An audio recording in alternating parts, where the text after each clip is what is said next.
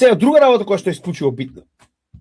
Најголемо досега невидено испуштање на нафта од резервите на EAA со цел привремена стабилизација на пазарите. Ова што го гледаме, корекцијата од 124, па падот до 70 и повторно скок до 100, беше поради ова екстремно голема 400 милиони барели, би рекол, инекција на нафта која што беше вбризгана во економијата од страна на голема организација, тоа е EAA, тоа е практично Организација за стабилизација на енергетските пазари, која што практично предизвика цената да се нормализира. Што може да забележиме, тоа што кажаме претходниот пат, ќе повториме уште еднаш.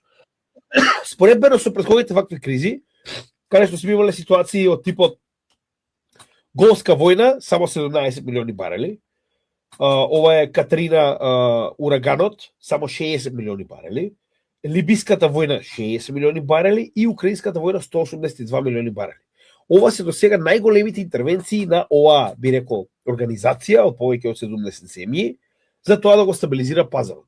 Овдека веднаш ви кажува за колку голема криза станува збор.